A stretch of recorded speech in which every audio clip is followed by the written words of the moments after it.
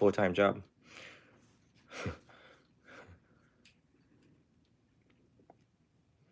A couple. Someone grab me a cup of water, or right here. Is that water right there? You can hold the phone. No. Oh. Did you want me to serve you the cup? No. I'm okay. Oh. I'm not that needy. Wait till I turn 60. I may be a little bit more needy.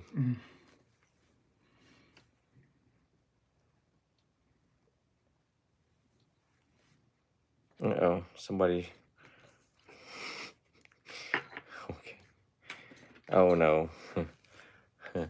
Oh no. Oh no, right here.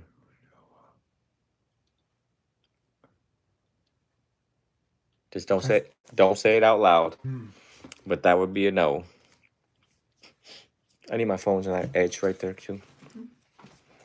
We're about to start here shortly, folks. Just be patient with me for a second.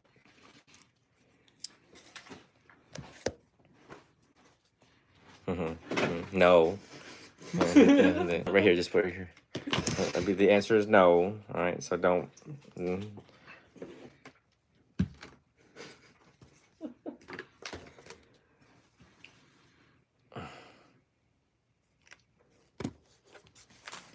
That's that, and then of course this will be TikTok. So, is it hot or is it just me? It's hot. Oh, it's me, huh? Okay. All right.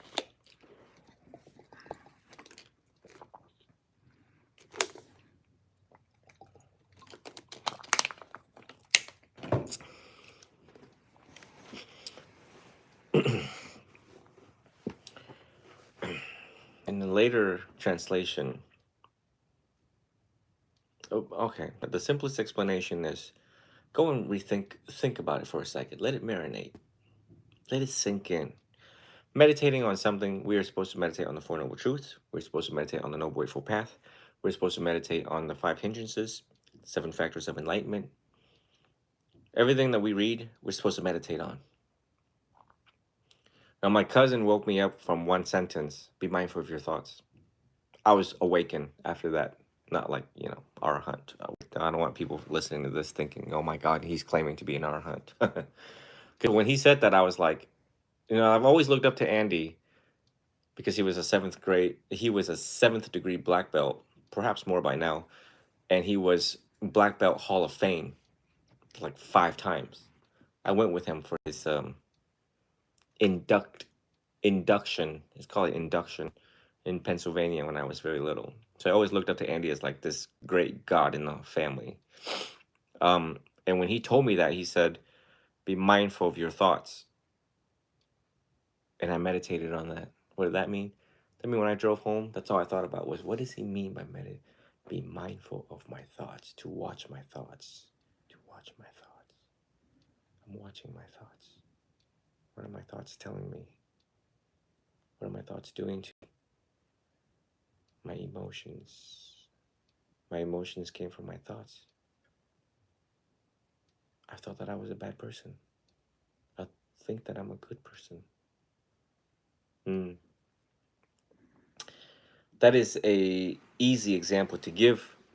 Then a more global context level on the religious side of it is, in the later translation in the Bible, you see the word, blessed are those who meditate on the laws of God. So like, what does that mean? So number 1, what is the law of God? The 10 commandments. Thou shalt not kill, thou shalt not steal, thou shalt keep the holy Sabbath day, thou shalt honor thy parents, blah, blah, blah. Okay, modern day, nobody keeps one. But what blessed are those who meditate on the laws of God, meditate on the 10 commandments. Honor thy father, honor thy mother. Literally, you can sit there in meditation mode and if you were weak in honoring your parents, if you were weak if you were weak in keeping the holy Sabbath day, which is to go to church, then you would think about it, and you would act on it, and you would ask for forgiveness from God, and you would say, yeah, I'm sorry I didn't go to church, but I pray every night, and I think of you, and I forgive my neighbors, and I'm never tired of asking for your forgiveness. So therefore, you're making up for it. because you've meditated on the laws of God, and for that you are blessed. And blessed means that you have been blessed to have good health, to still be here, to still use your senses, to dedicate your wishes and intentions. So in Buddhism, we meditate on the Four Noble Truths because we've missed the mark. We're missing something in our life. Life moves so quick that it's just like we make mistakes in life because we forget about the Four Noble Truths. When we're not grateful, when we drive 200 miles an hour, when we cuss at people, when we're unkind to people, let's take that because everyone's unkind to each other every day, right? One needs to meditate on the First Noble Truth. Why? The Buddha taught, and you say this to yourself, of course, as you meditate. Now I'm teaching people how to meditate on the First Noble Truth, which is, my Lord Buddha taught me that in life there is suffering. Everyone suffers. They suffer because they go through old age, decay, disease, and death. Do I see it in myself? I see old age, disease, decay, and soon my impending death. And then you ask yourself, what did I do today to contribute suffering to another person? How did I contribute suffering to myself? I contributed suffering to myself because I was thinking bad thoughts about my neighbor, because I cut someone off in traffic, because I cussed at someone, I threw a middle finger at them. Then in a day you will have desires, like I desire to make more money, I want more money, I want more money, I want a girlfriend, I want a stripper, I want more bitcoins, I want, and then it's just like, if you analyze the details of your want, you realize how much suffering it causes you. I want people to respect me. I want people to listen to me. But that can't be, right? Because of their level of where they're at or whatever the issue is. The wisdom to know that and to give up the want. You would meditate on the Second Noble Truth, which is my life is not at peace because I want. And the things that I'm able to see clearly, my want is, I want my husband, I want my wife to listen to me more, I want more overtime, I want a pay raise, I want a job promotion, I want a bigger house, I want the darn AC to be fixed, I want my hamsters to give birth. So many wants. And people really stress themselves out over these wants. I mean, there's students right now that are like, I want to pass my NCLEX to be an RN. I need to pass the ASVAB to go into the military. I need to pass my medical exam. I. It's always that I. The root cause of the suffering is the I. It always has been. You get rid of the I, everything else goes away. But it is the I that is hardest to get rid of. Therefore, we will always have this constant attacks, constant bombardment of, I feel this way, I am this way. And never ever before we live in America where it is compounded that you are important. It's all about you. Your happiness, your choice, your car. You can buy a car right now on Carvana. Your choice, in the convenience of your home. Those who market water. This water will make your skin soft. The quality of your life. Clear skin. Everyone will love you. Dolphin skin. The concept of dolphin skin. Yes, you ever seen a dolphin? Yeah. You want their skin? Okay, well, here's the products. And everyone aspire dolphin skin. Me, my, and I. You get rid of that, me, my, and I. Poof. Enlightenment. Poof. Enlightenment. Who exactly do you think you actually really are? A special child from where? Mars? From Aquaman? The Sea Master? Right? But every day people have attached this importance, self-righteousness, self-importance that I am important. I'm telling you, my whole entire life, if I had this proliferation of I, the magnitude of this I, oh, that would not be good. That would not be good. Because people will be like, wow, you're really cocky and arrogant and ignorant, and they'll see it, right? But, you know, earlier you guys get to see my uncle, right? Who lost the battle to his own mind, literally lost his mind. Everyone knows that. Everyone who's around him and everything, you know what I mean? Nobody wants to make an example of their uncle, but he's such a clinical, visible. When you ask anyone about their story, pay close attention to the I. I was a victim. She didn't love me. It goes on. And then you screen the Four Noble Truth. So part of knowing ourselves is to know the I. And we don't need other people to respect us. We need to respect us. We need to love us. We don't need love from other people. We need to love us. We need to love the qualities we already have. We accept who we are. Our flaws, our mistakes, and everything. Own it. And trace it back to ignorance. And own that. And accept that. Like I have. Like all of us monks have. Yeah, I made that mistake. I see it clearly. I own it. Yeah. I was angry because I didn't know any better. I couldn't do any better. They poked my buttons. I yelled at them. I lost my job. I own it. It's me. I did it to me. And once that's done, you make the sheer determination that, well, comes the Buddha, comes the teachings of the Buddha that says, I will now learn to tame my anger, know when it comes, know the buttons that's being pushed, and so on and so on and so on. Make sense? That sounds similar to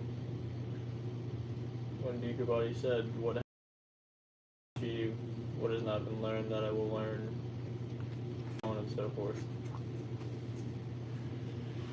I'm really nice to you guys because I'm nice.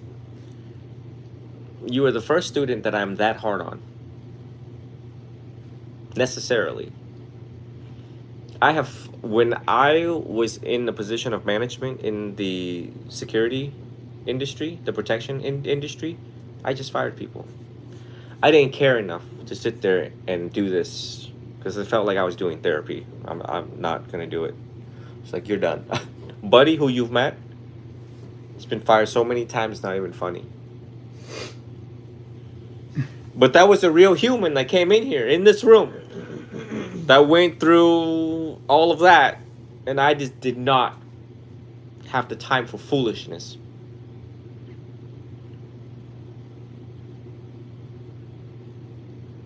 But I'm trained to destroy the ego quickly.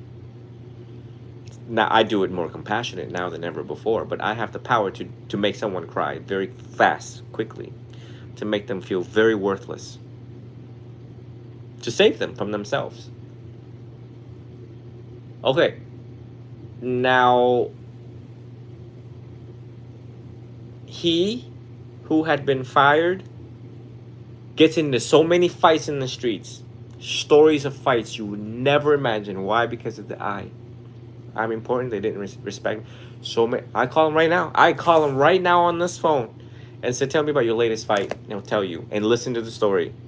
Well, I done beat this dude's ass because he done tried me and my wife in front of my kids. That's always been the issue. That was a primary issue. And when I looked at him and I said, you ever think that 32 fights in 30 days, that you would wake up from yourself and realize that what point are you teaching to these people who will never get, and you're getting calluses on your hands, and more teeth is being fallen off your wonderful, beautiful gums that God gave you.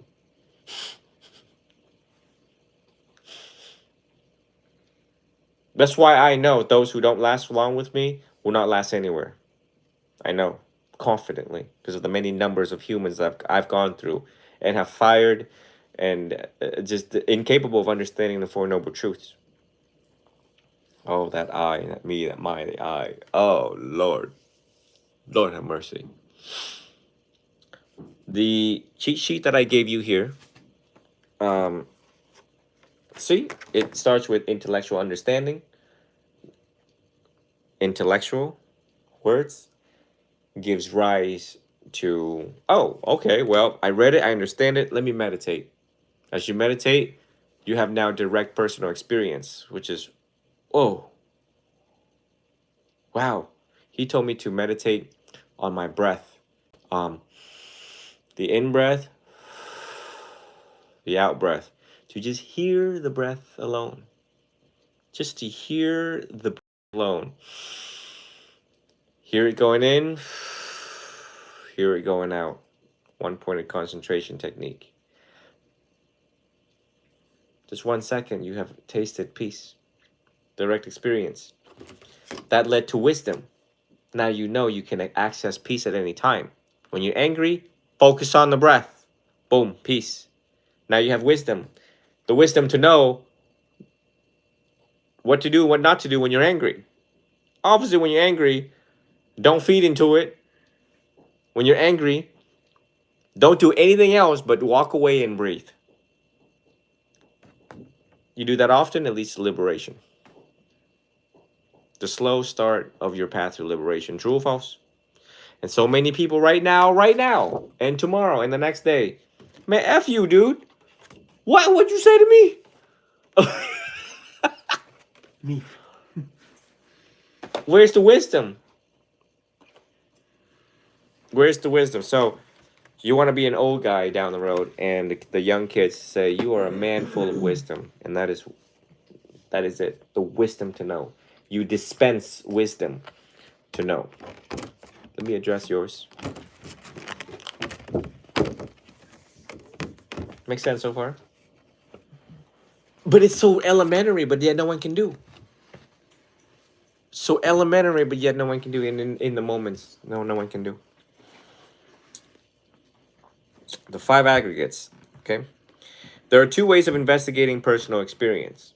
Now, if we were to take that, okay, so you got the cheat sheet that I just pointed out about personal experience, right? That top one right there, personal experience. And we go to here, and it tells you.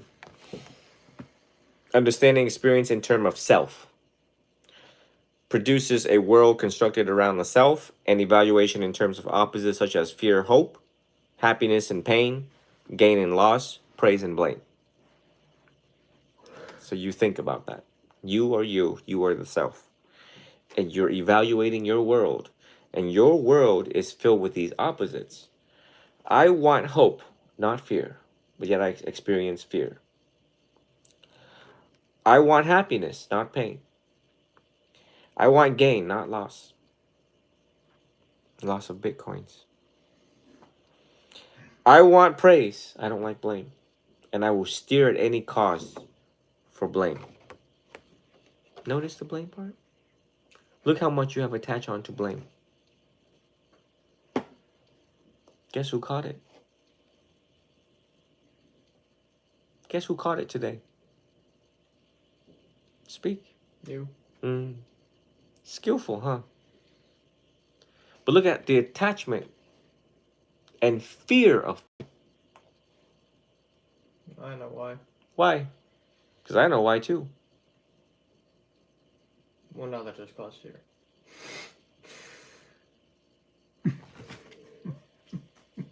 Because my whole life, I've been blamed for everything. And the root cause of that? Probably myself. Of ignorance.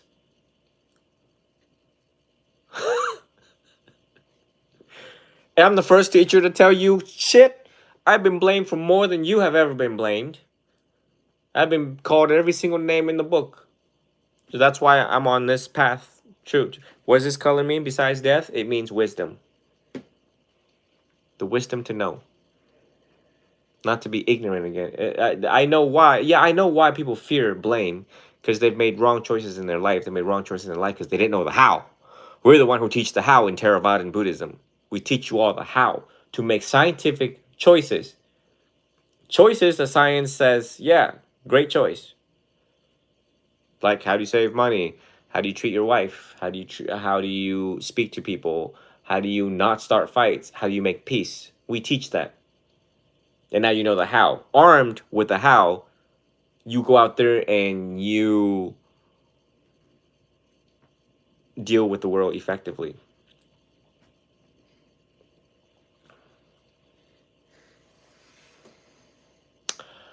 So today's July 1st, right? So the law goes into effect of permitless carry here in Florida. Everyone now carries a gun if they're eligible to carry a gun, as if they could be issued a permit. Okay, so anyway, all right. So I assert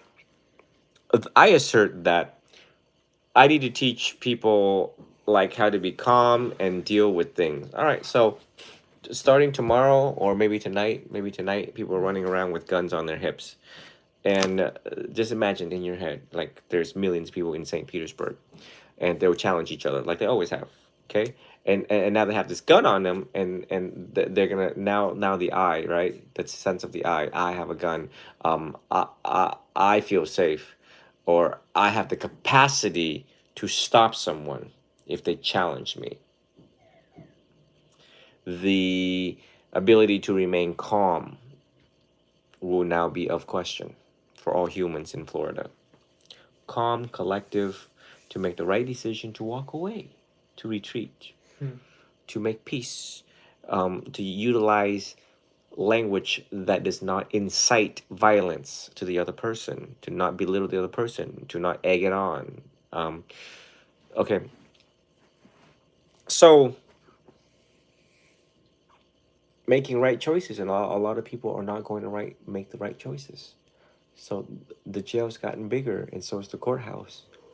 You know what I mean? And now now we are in reasonable fear that these things are gonna hit the fan very soon, because people don't know the how. We've been knowing that. They didn't know the how for a very long time. Get what I'm saying? If they knew the how, if everyone practices the how, we wouldn't have police officers. Why is there a need for police officers? Because people still misbehave. They're there to stop behaviors. Stop getting angry. Stop, put the chair down. Stop, put the hammer down. Stop. They don't know how to stop.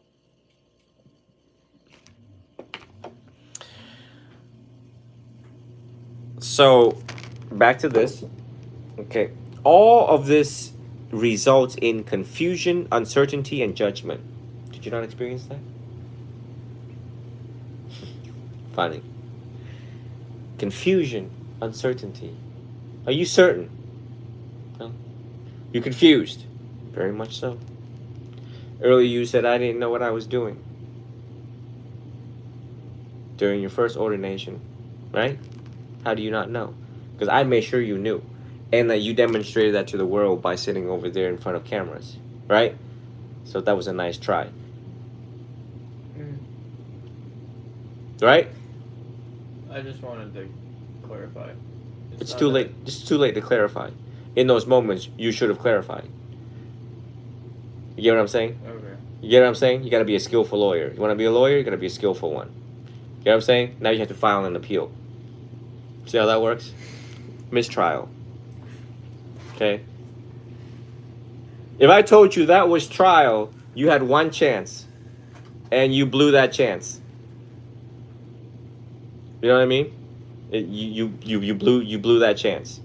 To make it clear, concise, to the point. And that's how people communicate with you. So the art of learning how to convey information in a way that people understand you comprehensively. Everyone wants to be understood. I do want to understand you. You just need to know how to put it out there honestly, without mental reservations.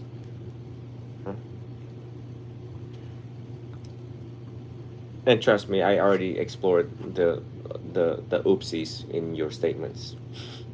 We're teachers, we know.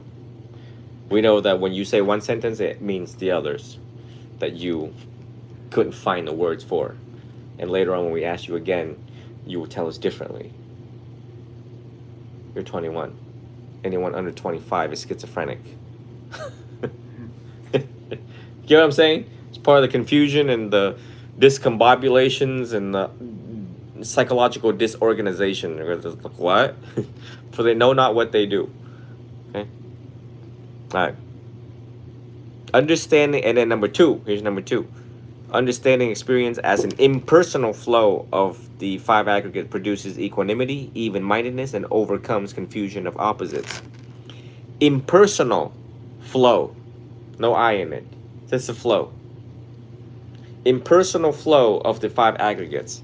So if we were in traffic and we were stuck in traffic due to the holidays, what is impersonal flow?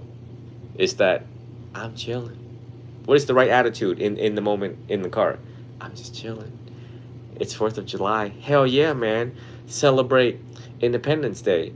Well, damn it, live independent. Live freely, like freedom right now. Freedom to think. Freedom not to be enslaved to emotions of anger and expectations while in traffic because you couldn't get to the beach on time. How many people is not at peace in that line, I bet you? You know, I've seen how many just go whoop and turn around and go back home. They would literally kill themselves and their family because of that statement that I just wrote. Impersonal flow of the five aggregates. They took it so personal. Today's my day. I only have one day of 4th of July. I only have one damn day. I work every day. I work every mother day. They do. They say that. We know that in psychology. With it, like, chill. Okay. All right. But what do you want? What do you want me to do? What do you want me? You think I'm God? I can like split the sea in half. Right? That statement's so easy to understand, but so hard for everybody else to do. And now pulling the 38 out. Somebody pulling the 38 out right now in traffic right now. At the time of this talk, somebody's pulling the 38 out right now because they can't have it their way. So personal. So anyways, all right, I'm not going to go through the five aggregates in detail like I previously did publicly. So I'm just going to go do these right here, all right? So glass of wine, like I told you. No connection. You just see that, well, hopefully his eyes should have been closed, okay, for no connection, because that's, you don't see the darn thing, how can consciousness arise, right? So he see, they draw the line. See, now he opens his eyes, right? Right? He opens his eyes and he sees it. Connection, but no consciousness. But it is now the start of it, okay? Now consciousness. Moving on to the next one. Consciousness of something.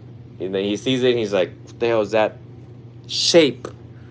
Like a Y with liquid in it of glass. What is that? And then he says something in his mind. The illustration says. And then he labeled it as, ooh, something good. I'm doing good. Something good. Sensing the object as good. Now we're already labeling. Now we're making sense of it. And then and so that's the first thing anyone sees right now, right? You walk into any bar right now, and a drink comes out in front of their face, and they light up like Tom and Jerry, like Tom just seen Jerry. It's like last night, the woman, like, oh, what is that? Where? Oh, the food. I'm dead. I died. Right. You see, I was startled. I was like, like the look on my face. I was like, am I being attacked? Okay. All right. The many joys of being in public, right? Okay, so, ooh, something good. All right. A glass of red wine, labeling the object. And then red wine can make me sick. And then now we have preference. Mental formation, past volition, action now. Okay. So I invite you all to read that.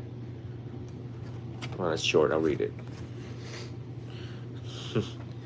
The first one is form and matter. I gotta do my job, or else everyone who's watching, they're like, he's lazy. There's a damn cheat sheet he can't even read out of. If he can't even read out of a damn cheat sheet, what makes him a teacher? Aggregate number one, form and matter, includes all external and internal. External, internal. External refers to the physical world. Internal includes the material body and the physical sense organ, eyes, ears, nose, tongue, skin, and mental state, organ of the mind. So aggregate number one.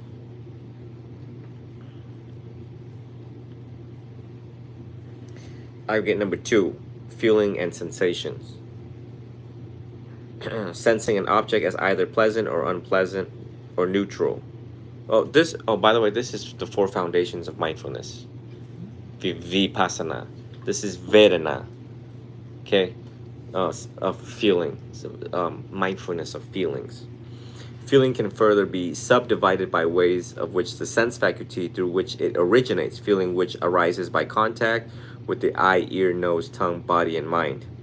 That means if you touch a girl, ooh. If you smell a girl, ooh. Or in a place like Victoria's Secret, you're like, ooh. Feeling which arises by contact, sense faculty by which it originates. By which, for whatever's been conditioned in the past or what you were exposed to in the past can now trigger, ooh, I like that smell, because it connects you to something of fantasy. Okay, or chocolate, or even the smell of chocolate. You're like, ooh, I love chocolate chip cookie, and now I gotta go get one, and you buy like 2 boxes. Number 3, mindfulness of perception, also known as identification, has the conceptual dimension of making something definite, labeling it. It is mental act of grasping the distinguishing qualities of an object. Very on point here with that description. Has the conceptual dimension of making something definite, labeling it. That's definitely a pen. That is definitely a cup of water. Definitely. It is the mental act of grasping the distinguishing quality of an object. Grasping. I am for sure these are glasses. Indefinite. For sure. Indefinite. There's no other distinguishing qualities that makes it anything else but glasses. Okay?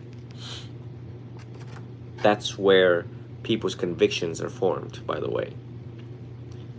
Through years of perception and identification, they are stuck with, I am a Republican. And nothing you say will change the fact that I am a Republican or a Trump fan or whatever the case may be. Okay? That perception and identification is a terrible thing. Just because people hang on to that.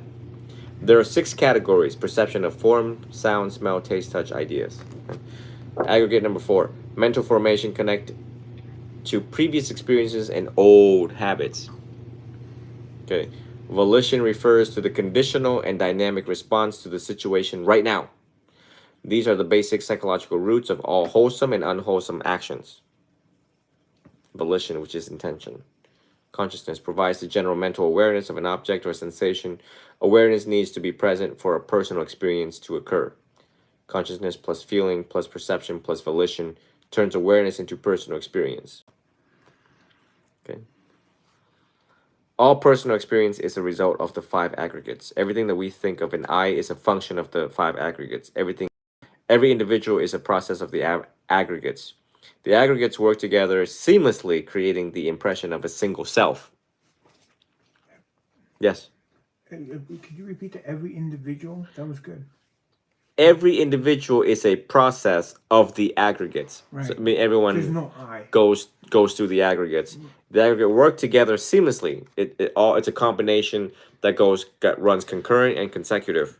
So quick and so fast, you're not unaware of it. That's why meditation slows you down, so you're aware of what's happening in this moment.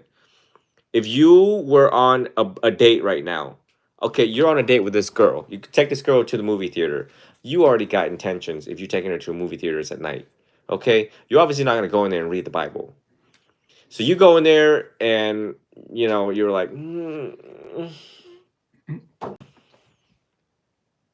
damn it, you already started the whole chain of the aggregates. Okay? The touch, the see, the smell. We've already activated so much. Now we're headed to a different kind of hell, or an oopsie. That's how people oops, one night stands, and oops, someone gets knocked up. Understanding the sequential process of the aggregates is helpful in exposing the illusion of the self. Each moment of life is made up of a multitude of experiences. The 5 aggregates are a classification scheme for these variables. Each aggregate is a confluence of many components that have variable duration and are prone to constant change. Each moment of experience is made up of the stream of aggregates. That's why when these things unfold the way that it does, it is the aggregates and the dependent origination that we teachers investigate in the experience of the student.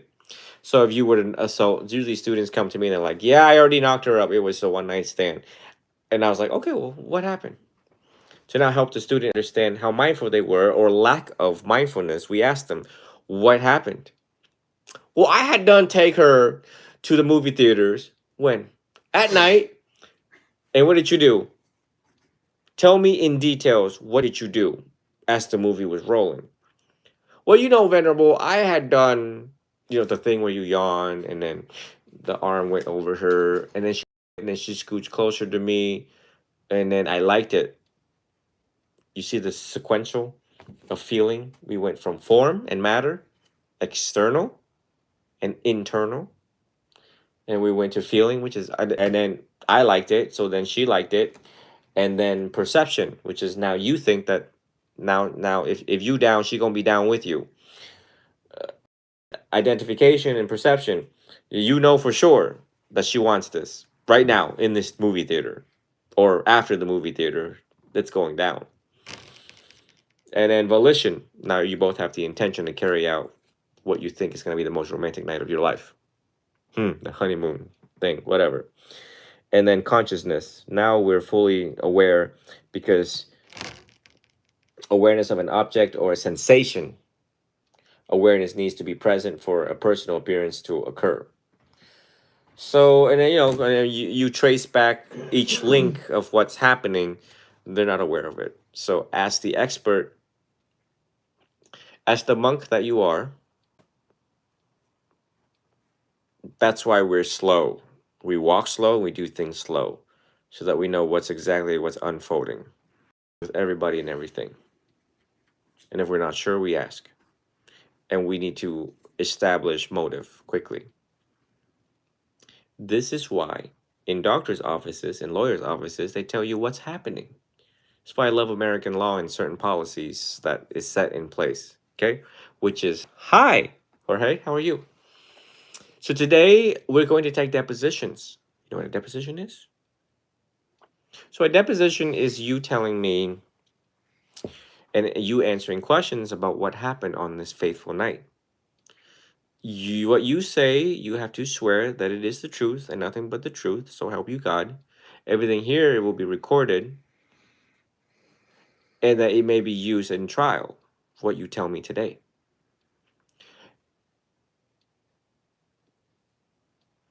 If you don't understand something, ask me to repeat. If I ask a question and if you answer, I will assume that you fully, comprehensively, and thoroughly understand before you answer or as you're answering. Get what I'm saying? Right? So they explain these things. So you don't walk in there like, oh, whoa, what's happening? What? I got to raise my hand and do what? Why are these tape recorders are around? Okay? Doctors too. Doctors like, how are you? And I'm Dr. Cunningham. I work for Baycare. And I was wondering, well, I mean, they kind of know because on the paperwork, it's like, why are you here? And like, why? I see that on the paperwork here that you want to establish primary care doctor. So is it okay that I see this is the first time you've seen a doctor in 5 years? So typically, basically, we run lab work first to see what's going on in your body. Like they tell you everything that's unfolding, so you are informed. There's no or huh. Okay, what I mean? So that is the actual application of the aggregates happening in real time in real world out there. And you need to do the same for yourself and to other people in your life. This would take out so many confusions during the course of your relationship with your parents, with your sister, with your mom, with your lover, whatever. You know what I mean? It's just like, yeah, so in love, this is June, people get married a lot and fall in love and fall out of love. It's like, yeah, we just met and I'm not sure how we're gonna proceed, but I really like you a lot. And I was wondering if you want to go out and have dinner. We can start to know each other from there. You know? establishing boundaries, like, oh, someone invites you to go home, or and stuff like that. Yeah, I'm not sure, the first night we should do that. I just don't want to make any mistakes. Sex can ruin a lot of things. How about we wait for a couple more months? you know it will spark like wildfires. So knowing every moment of what's happening, using the aggregates in your life, the clinical applications of aggregates in your life. Okay, any question before we wrap this up? Hopefully my examples make sense. Number one, it's late at night, everyone's exhausted and tired. And number two, these are the most potent examples because everyone has been in love and is engaged with personal relationships and stuff like that. And everyone hopefully has gone through lawyers and doctors in America. These are typical processes that is being done the right way and good examples. Yes, I have an example. sure. I got my wisdom teeth pulled, and I went in to have them looked at, and the oral surgeon came in, and he like brought his little iPad thing. And he was like, "Yeah, so we can remove them, but like, here's like everything that could happen." And I'm like, they're like, it's a very small chance, but it can happen. I'm like, yeah, I could lose my nose sense, die. Oh, okay, yeah, like it's very small chance. I'm like, yeah, Monday, 8 o'clock. Okay. My line of work as an interpreter is that people say a lot of things that touches my values, my beliefs, and all sorts of things, and I have to kind of sit with the silence and screen it through right speech and my feelings too. And then when I speak to them, it also needs to fall into the right proper context, and not to sound reckless or mean or demeaning, condescending, or just straight asshole. Did you get what I'm saying? I have to like be careful. Or if I'm teaching someone too, or giving advice to someone, I know that we hold capacities, and we have to give the proper advice to them because they use that advice to benefit their life and the life of other people. Sitting with our feelings is the hardest thing to do, but you have to know how to sit with it and meditate on this feeling. And so many people right now cannot sit with their feelings, out there gambling, shooting fireworks, shooting guns up in the air, everything that distracts them from their own feelings. So in mindfulness, Vedana, in Vipassana, is that part right there is the hardest thing ever to master. The intimacy and the feeling is the weakness of human. We are enslaved by our emotions, slavery to our own emotions. So when I'm reading all of this to you, if you got anything out of it, is to be aware of your feelings, how you act on your feelings. That's a terrible thing to blame on, and that's a terrible thing to regret on in life. And we all make it, including myself. Just make less of it, or try to mitigate that, as much as possible. It's such an art to be a human in this lifetime. I'm not a saint, and nor do I expect none of you to be a saint, but we have to try our best to apply these types of medicine the Buddha left us, instructions and constant reminding of what is unfolding and who are unfolding it with.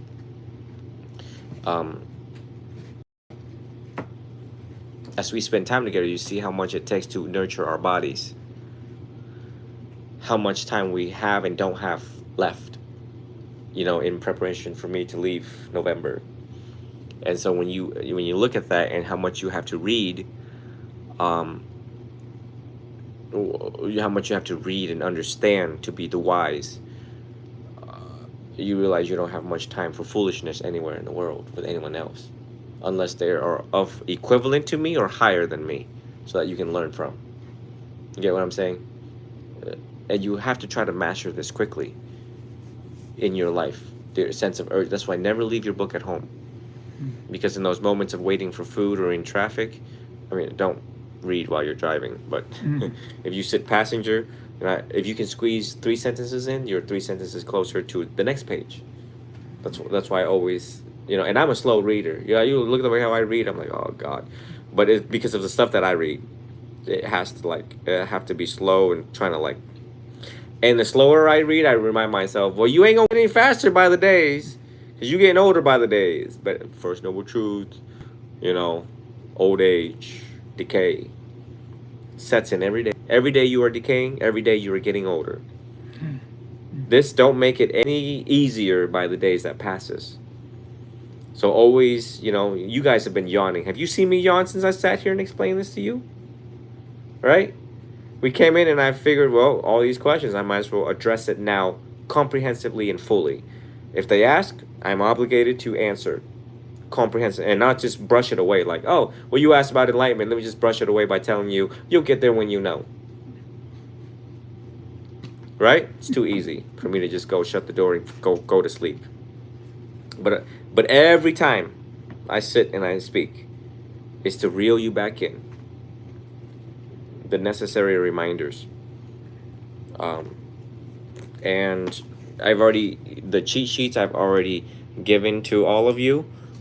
This, right? You used to have yours? Mm-hmm. Good. And you lost yours. So you're going to be given a bigger one. Because the one we gave you was small. So you're going to give a bigger one, a full-size one. And listen, earlier we spoke about, down the road, if you all wanted to establish, or if you lead your life, and if you want to lead with people in your life, the most turn off thing is not knowing jack, right? The most turn off thing in life is that you don't know how to lead as a man. Men are leaders. So you need to cultivate that leadership, because they're gonna want it and look for it, and you need to lead. Once there's people in your life, there's gonna be headaches in your life. You need to lead. Lead correctly. Come correct, and lead correctly, because they're gonna be wasting a lot of time, a lot of BS, and my students will lead. I need to know that my students will lead. So conquer. You came, you conquered, and then you will leave. You'll conquer victoriously. Anyone that falls under this school need to be a general of the Dhamma. And it's encouragement. It's there to give you inner strength. These words designed to give you inner strength so that you don't fall. Pray to your own minds. The weakening and deterioration of the mind. The weakening and deterioration of one's mind. Any last questions before we wrap up the night with live session here with everyone else?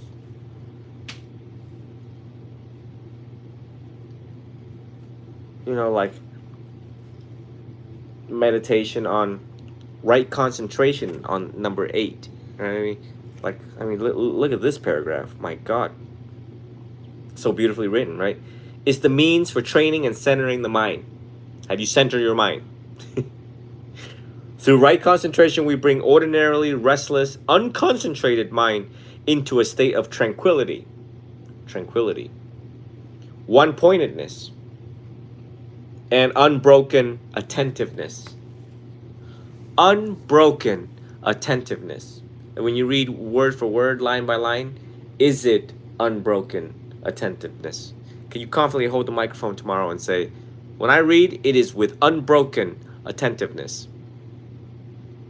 Pretty cool, huh? Their words are on point. Meditate on that. We extinguish delusion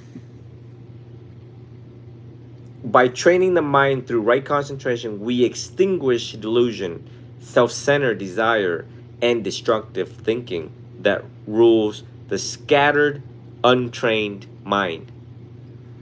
Scattered, untrained mind. I'll be damned if somebody says Chi Dao has scattered an untrained mind. And you be damned yourself if somebody told you that. Excuse me, you have scattered an untrained mind. What is wrong with you? How did you make it this far in life? You imagine that, right? I'll be damned if somebody said me that. In this way, we develop serenity and mental emotional stability and gain insight into pure nature of reality. Right? Concentration leads one through the various stages of meditation into equanimity, joy, pure of mind, and attainment of the highest wisdom. Attainment of the highest wisdom. Right concentration is a fully engaged means of training the mind and heart to be completely present in each moment without cutting ourselves off from others or escaping the responsibilities of life. How many don't pay child support? Escaping the responsibility of life. The right concentration, we cultivate mental discipline, an essential aspect of the path. Just that alone right there. Meditating on the essential aspect of the path. Take up a whole week of realization. Have you meditated the essential aspect of this path?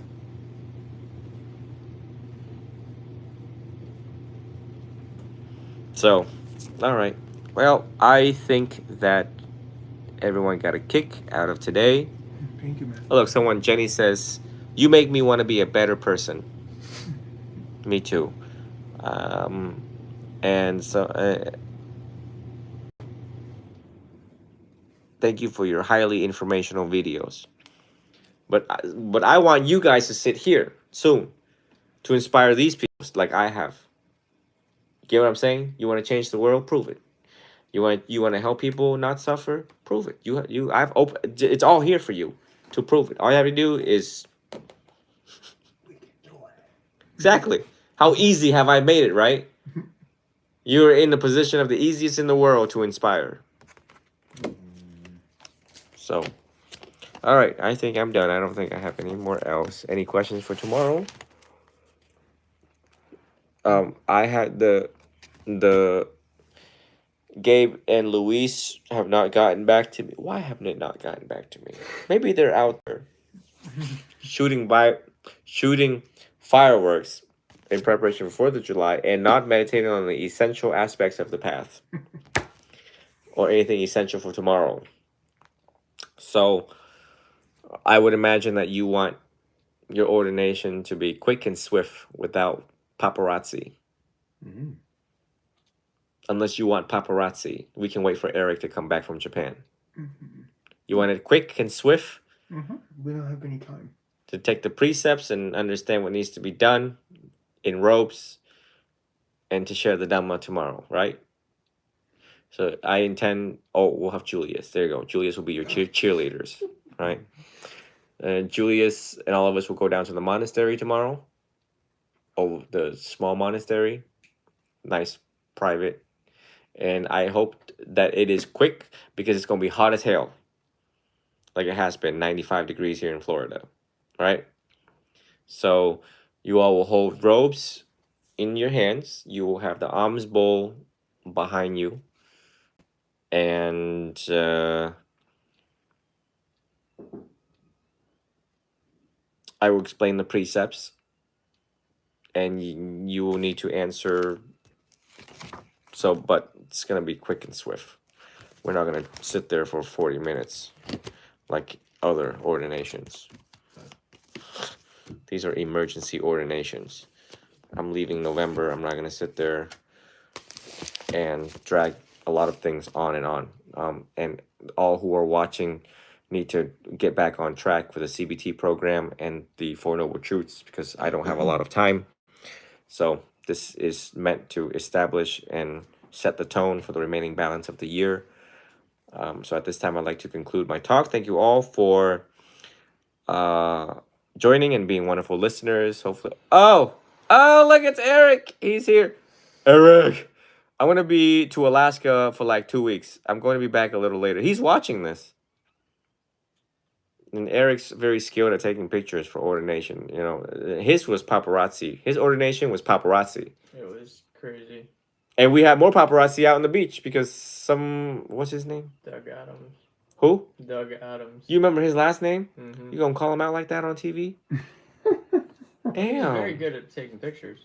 Okay, so, you know, like, we had someone who knows about the Dhamma. He paid his respect Poor guy, he paid his respect in the middle of his ordination, in the middle of him shaving. He's like, "Can I join you guys while you're shaving him?"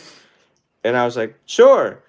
And I mean, you look at the whole situation. I was getting eaten up by bugs. I'm like, I'm not having this. Talk about patience. Talk about patience from the teacher himself. And then I try to do it with the razor blade like you're supposed to, and It was not good. there was steam coming out of my ears during his ordination. So, I just want to come on, let's get on with this. I mean, who has time to mess around with these bugs? See, that's why y'all know I'm not perfect. So, I'm sitting there Yeah. oh, and it was cold, right? Why was it cold? because I was soaking wet. So after we shaved him, we poured water on him. And so that's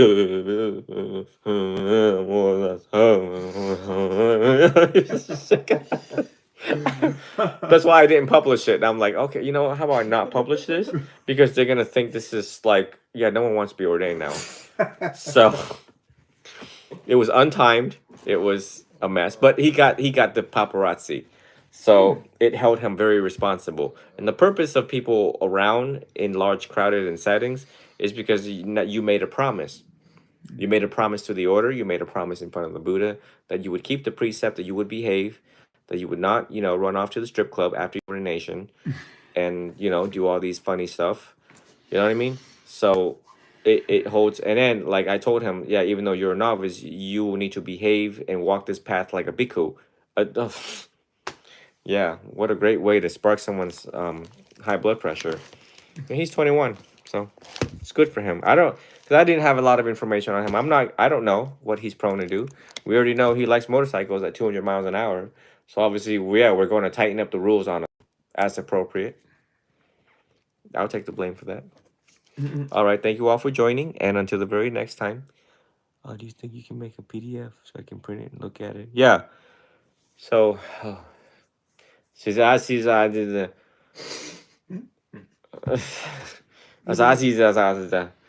why I need you guys to assist me in answering these questions that people have. No, I'm not torturing them. Someone on TikTok just said, Amy says you're torturing your boys. No, I'm not torturing my children here. And if you think I am, call DCF. So you guys have these printouts and to distribute them for emails. There's a lot that you know what I mean? You also need to sit here and help me with these so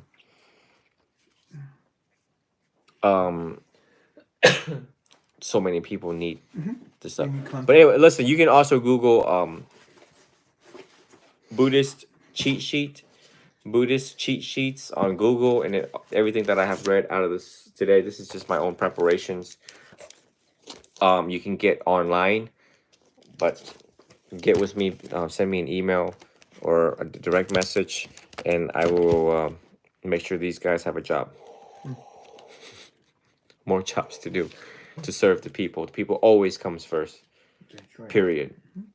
Because they're suffering. That's why we're all here, to serve them and to rejoice that in serving.